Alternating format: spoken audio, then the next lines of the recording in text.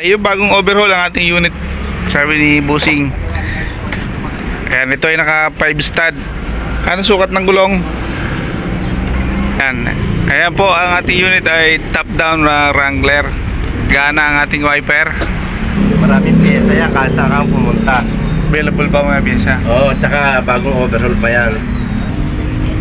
Ayun, papanda rin natin para makita yung ating unit. Kumusta yung tunog ng makina. Bagong overhaul Mga boss.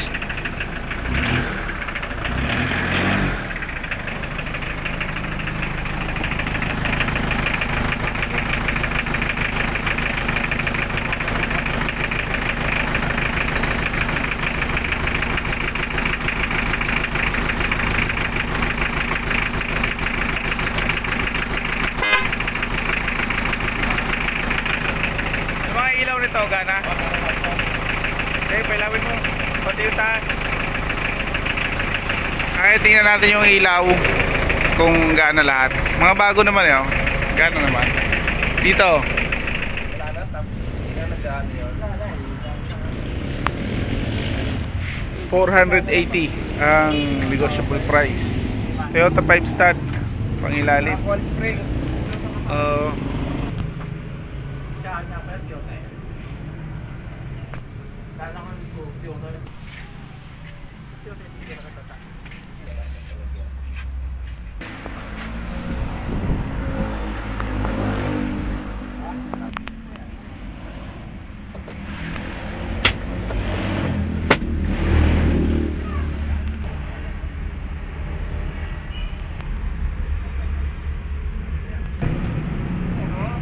Bago pintura. Ayan, may upuan pa rito. May bago yung mga bull bar na ito. Ayan, bago rin yung tangke na reserba, pati bagong gulong na reserba. Ayan ang ating Wrangler 80,000 ng negotiable price.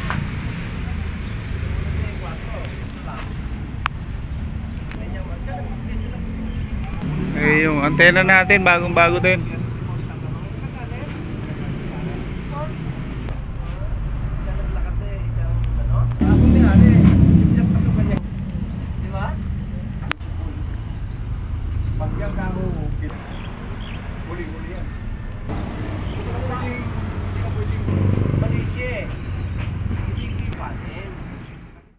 Available pa rin yung ating 600k na 2L turbo. Ayan, with aircon na Wrangler.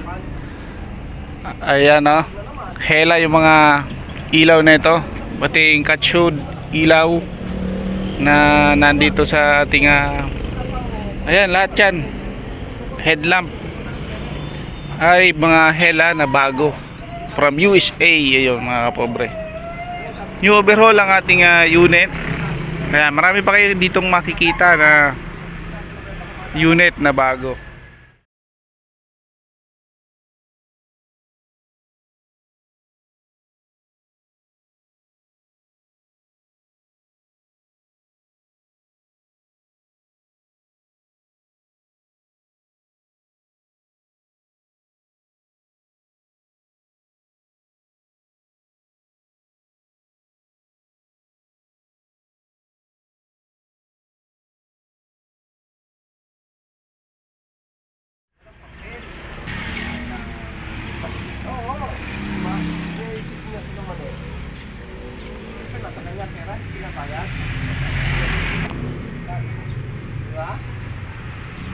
May takatao ng singkit eh. Di ba? Sabi ko kang gasto kasi nung mali kung umigi. Dapat dinadala yung mga dito. Hindi sa kanto. Yun ang pinag-ito. Sikat ko lang rin. Wala nga lang yun eh. Pag yung kapo rin.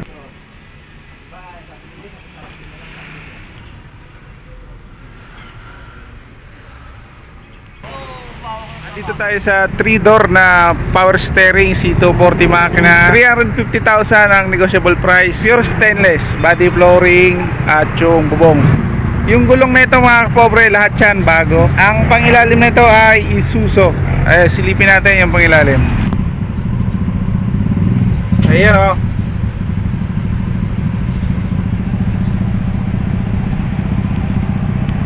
Ayan, ito ay naka 4 stud.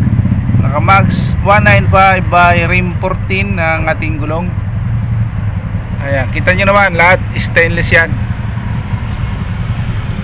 Ayan, bearing natin lahat. Ayan. Ayan, maganda pa rin yung ano na ito, dashboard. Tapos meron siyang handbrake with stereo pala to. Tapos ito yung manibela. Maganda yung mga upuan natin, adjustable. Ayan yung likod oh. Tapos yun yung kargahan natin sa likod. Ayan, yung ceiling natin, bagong upholstery mga kapobre.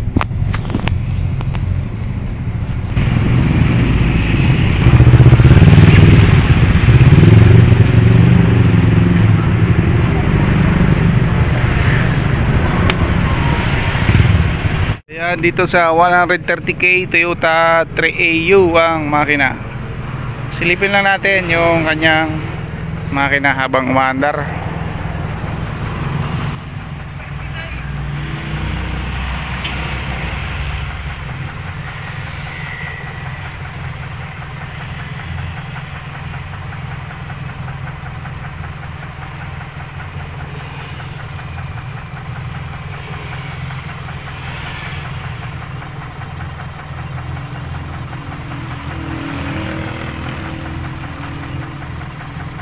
Ito ay naka 4 stud.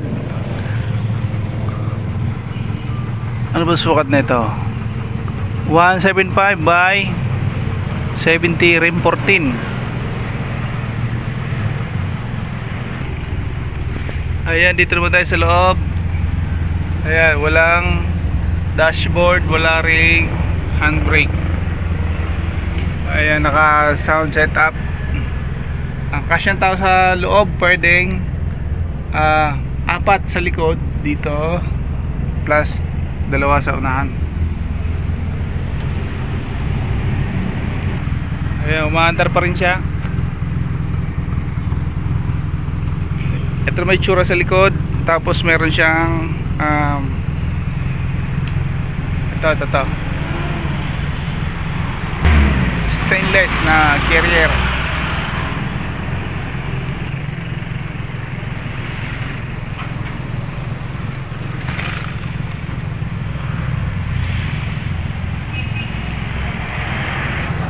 Ayan naman yung pangilalim natin.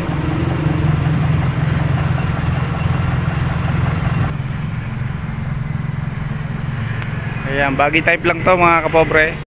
Ayan, ito naman yung Hammer natin na available na double cab. Ito may aircon. Isuzu C240 ang makina, naka 5 stud. Ayan, stepboard dito. Ayan o, ang haba. Stainless na. Ilalagay yan para iwas vibrate yung makina natin. Yun nga lang yung loob, di natin masisilip kasi sarado. Ang negotiable price ito ay 500,000. Ayan naman yung kanyang kargahan sa likod. Ayan, maluwag pala to, ang haba nito. Ayan, naka tailgate tayo mga kapobre. Ayan, silipin naman natin yung top load nito. Ayan, haba pala ng kargahan nito sa taas. Ayan, silipin nyo lang yung loob.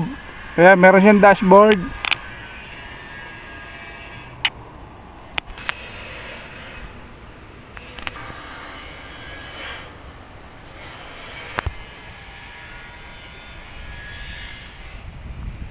Ayan, dito naman tayo sa new restore na H1 Hammer.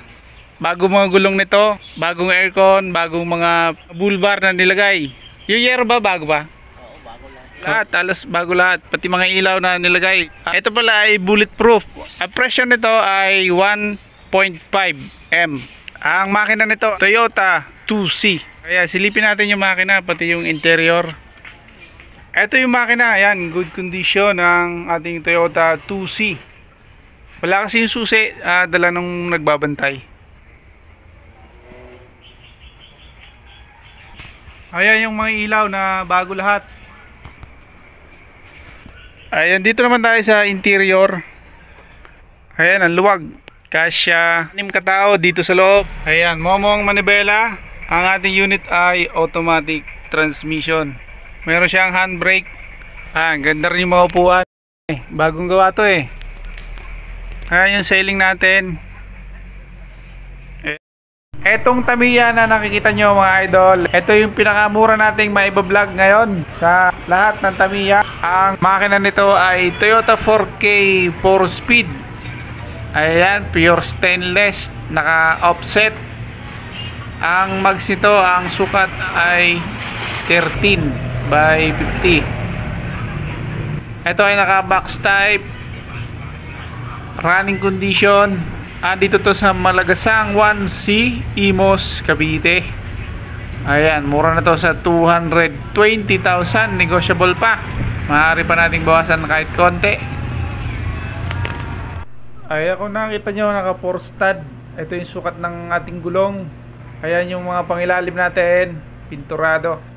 Ayan, meron siyang stabilizer. Ito naman yung itsura sa harapan at yung bumper. Ito yung makina nito at yung battery nito kinuha lang, pinalit sa isang owner para patakbuhin yung isa. Pero running condition po ito. Ayan ang ating radiator, mayroon takip at cover na rin ng bull bar. So ito naman ang tsura sa likod, sa gilid.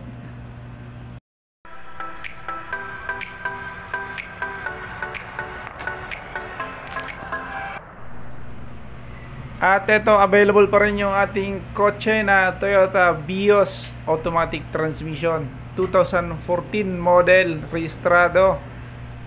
Ayan, nandito pa rin to sa Malagasang 1C, Imos, Cavite. At meron pa tayo ditong owner type Jeep na single cab na Toyota 4K 5-speed. Ayan, ang negotiable price ng ating owner type Jeep na pure stainless body ay 175,000 pesos.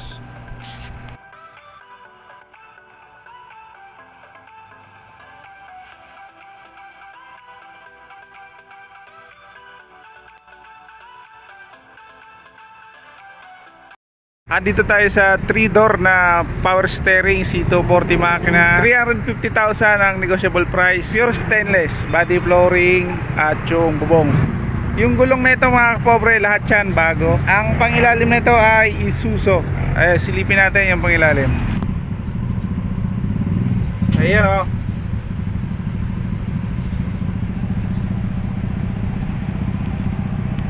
Ayan, ito ay naka 4 stud, naka max 195 by rim 14 ng ating gulong. Ayan, kita nyo naman, lahat stainless yan. Ayan, pairing natin lahat. Ayan. Ayan, maganda pa rin yung ano na ito, dashboard. Tapos meron siyang handbrake with stereo pala ito. Tapos ito yung manibela. Maganda yung mga upuan natin, adjustable. Ayan yung likod oh. Tapos yun yung kargahan natin sa likod. Ayan, yung ceiling natin, bagong upholstery mga kapobre.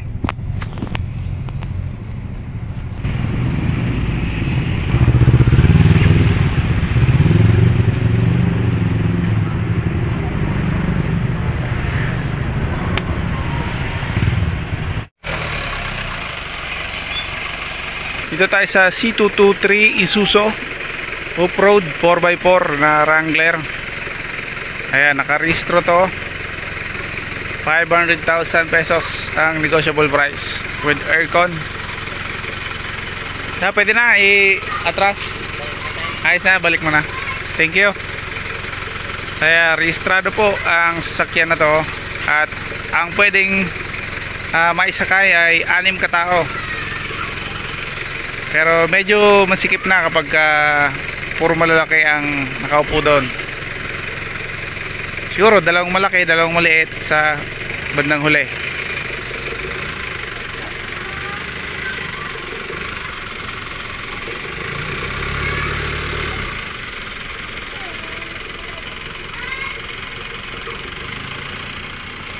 Nandito tayo sa Firebird Display Center sa Bacoor, Cavite, sa loob ng Tia Marias Townhouse Village, Bacoor, Cavite.